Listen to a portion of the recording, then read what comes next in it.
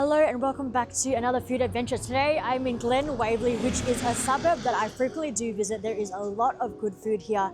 I am across the station right now where there is a row of restaurants. I am checking out a cheap eats hidden gems Chinese restaurant that I randomly stumbled across online, and the menu looks really good. So let's head on in, let's try. So the restaurant is called Tang, and actually it looks really nice and modern for a cheap eats. Oh wow. Super nice. So I got the restaurant here. It looks really nice and cozy and super modern. And then you just order and pay here. All right, touch to start. Oh, okay. So you got some street food, Chinese pancakes, tofu, xiao baos, rice cake. Hi. Wontons, and then you have your mains. So mains is a bunch of noodles, beef vermicelli chicken soup. That sounds really good. Curry, wontons, beef soup, noodle soup, and then you can do add-ons. So fried egg, Bok Choy add-on is $3.50. Interesting. All right, let's order. And then you got some other soups and drinks. All right, let's order. All right, for the street food, I'm gonna go for the scallion pancakes, $6.50. Some xiao baos, $11.50. Oh, and let's go for a main. Oh, the beef vermicelli chicken soup looks really good, but so does the beef vermicelli curry soup, as well as a beef soup noodle. Which one? I can't decide, so I'm just quickly checking on the Google reviews what is the most ordered or recommended. So the most recommended is xiao bao, beef noodle soup, and the scallion pancakes, as well as wontons. All right, I guess we'll go for the beef noodle soup.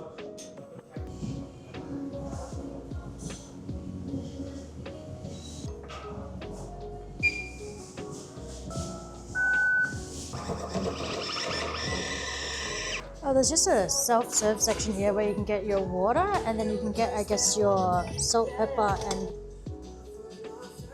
All right, so 3 items for just a little over $30. It's really good.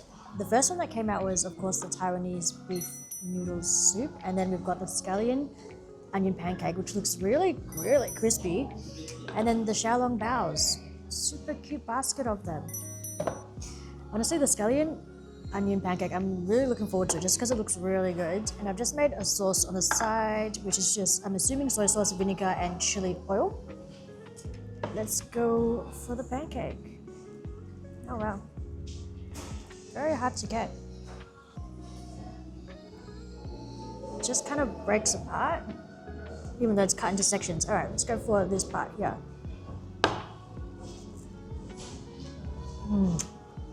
That's so good.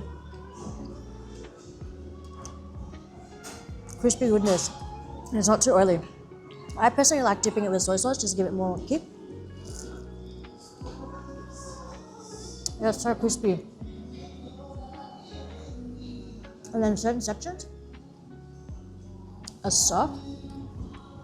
The pastry, so good. You know, it's currently like 12:30 and lunchtime. At a weekday, I'm surprised not more people are here because of just how affordable it is. Well, I like the concept. How you can use the iPad, see all the pictures of the food that you're ordering. You know, like I suppose it's definitely different to what I'm used to, where it's usually a whole piece and it's less like flaky. This is kind of like made differently, like so. Let's go for this part, which looks more soft. It's good. Not much onion taste. The sauce makes it good. Let's go for the xiao bao, but interesting that it doesn't come with ginger. Right, I hope it's not blazing hot. And pretty much you get 8 pieces. First appearances, the skin looks a tad thicker. Let's go for it.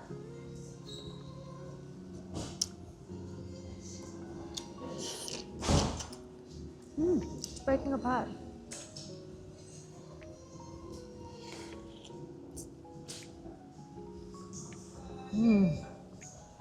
Oh, that's good. That's really good. No, I was wrong. The texture, I mean, not the The skin is not that thick. Of course, at the top it's gonna be thicker, but I need to go again because that one broke. But pretty much, it's super thin and delicate. Inside has like the porky broth, and it's a perfect ratio of like.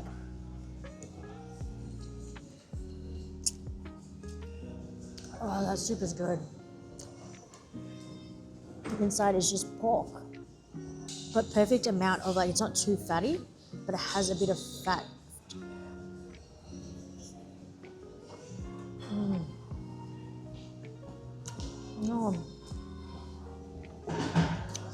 Oh, that's good. Xiaolongbao is usually pretty pricey, so I'm shocked. That's pretty affordable here. I also saw on the menu that they make their own pot stickers, and it was also another popular item besides the Xiaolongbao, so kind of curious for that too. But I decided to go for the Xiaolongbao. I can't help myself. I'm gonna go for one more.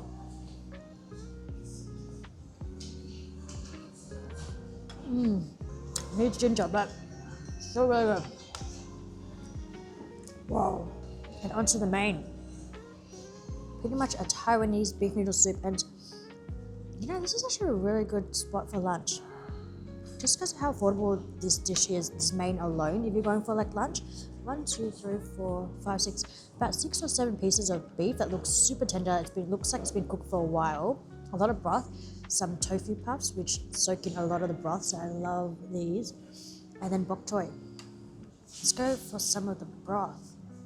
It looks like chicken essence kind of broth, even though it should be beef. Definitely chicken broth. It's very savory and clean. And then noodles.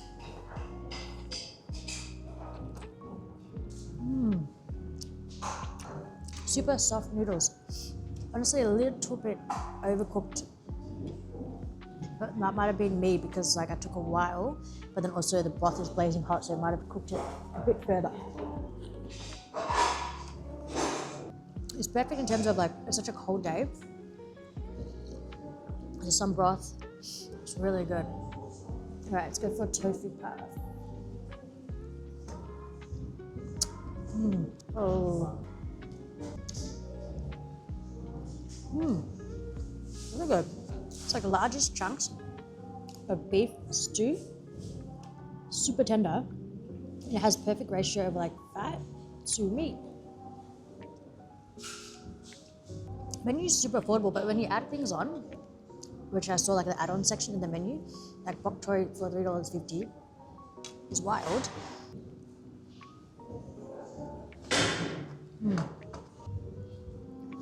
They open at 7:30 a.m, which is super early. And then I believe they're closed between like the odd time, I think like between 3 to 5, but they then reopen again. But it's a super modern place. Because it's such a hidden gem and a cheap eats, I was expecting it to be like more, I don't know, like maybe like hole in the wall, where this is like really modern and like chill.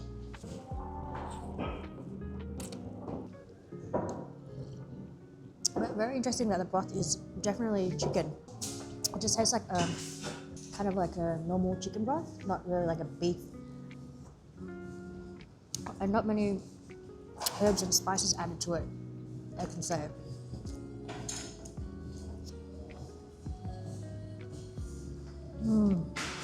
So tender. Whoa.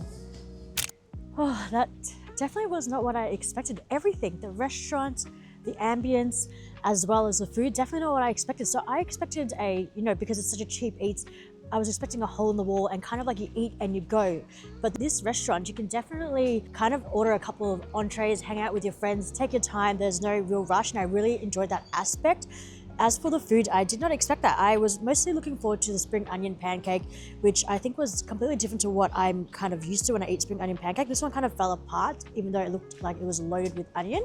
There was not that much taste just because it had been fried and it was super crispy, so the onion taste was kind of gone. In terms of the xiaolongbao, I'm not so sure if they make that in-house, but it was actually really good. I didn't have high hopes for that just because the price point, it was so affordable that I thought, it can't taste that great, but it tasted pretty good.